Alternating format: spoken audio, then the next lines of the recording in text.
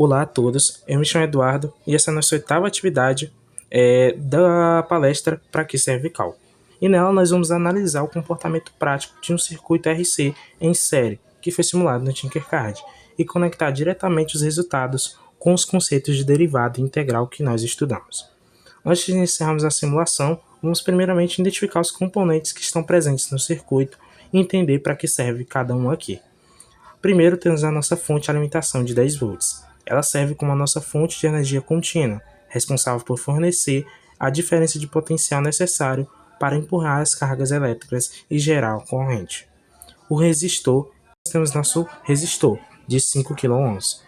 A sua função é oferecer uma resistência elétrica e limitando o fluxo de corrente. Sem ele, o capacitor carregaria instantaneamente, impossibilitando a análise desse tempo de carga. Aqui no centro, nós temos o nosso capacitor eletrolítico de 1000 microfarads. É o elemento central da nossa dinâmica do circuito. A sua utilidade está em armazenar energia em um campo elétrico interno, acumulando as cargas ao longo do tempo. Aqui nós temos o amperímetro, que está conectado em série. Ele serve para medir a intensidade da corrente elétrica a cada segundo. Aqui do seu lado nós temos o voltímetro, que está conectado em paralelo e serve para medir a tensão exata que está se acumulando nas placas do capacitor. Aqui nós temos o nosso osciloscópio, que tem a função de registrar um gráfico, desenhando em tempo real a curva visual da tensão ao longo do tempo. E ele vai permitir a gente enxergar a operação de integração acontecendo. Antes de dar início à nossa simulação, vamos primeiro compreender o que vai acontecer nela. Vale detalhar as grandezas matemáticas que vão estar relacionadas aqui dentro. A corrente elétrica, que chamamos de I em função de T, é obtida pela derivada da tensão em relação ao tempo.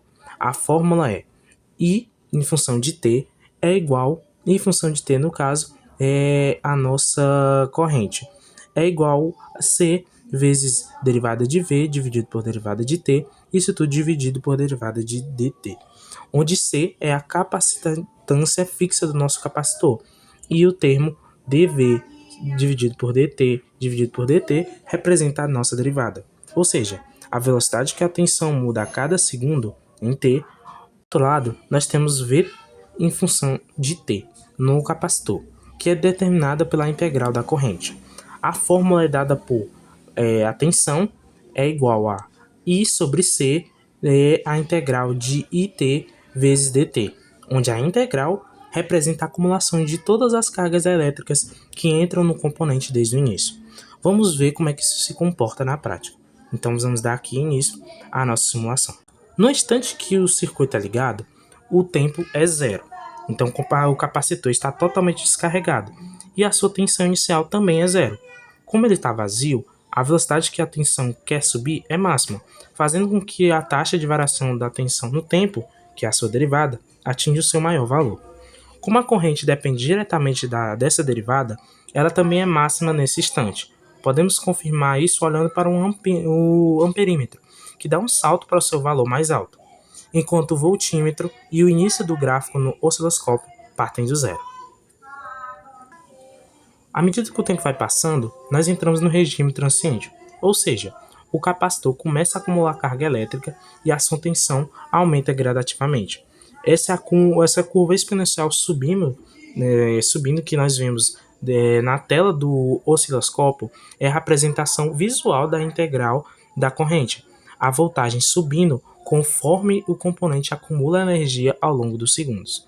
Ao mesmo tempo, notamos que a curva vai perdendo inclinação e ficando menos íngreme. Isso significa que a taxa de variação da tensão, que é a sua derivada, está diminuindo. Como a derivada diminui, a corrente também diminui. E por isso, vemos os números no amperímetro caindo progressivamente em direção a zero, enquanto o voltímetro continua subindo. Quando o capacitor atinge sua carga máxima, entramos no regime permanente. A tensão sobre ele estabiliza e se torna praticamente igual à tensão de 10 volts da fonte. Agora reparem no detalhe mais importante para a disciplina de cálculo. Como a tensão atingiu o topo e parou de mudar, ela se tornou uma constante. E como sabemos, a derivada de uma constante é igual a zero.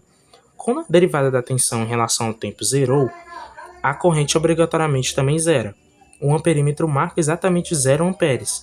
e a linha do osciloscópio fica totalmente horizontal, indicando que não há mais nenhum fluxo de corrente.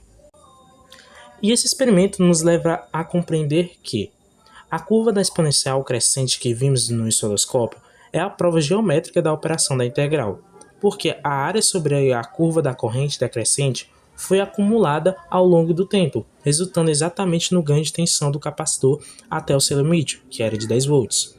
Segundo, a queda de corrente medida no amperímetro conforme o conceito de derivada. Como a velocidade de crescimento da tensão diminui à medida que o capacitor enche, a taxa de variação da derivada dV sobre dt também diminui, reduzindo a corrente na mesma proporção. Com isso, nós podemos compreender que os dados que coletamos dessa simulação validam diretamente a teorema fundamental do cálculo,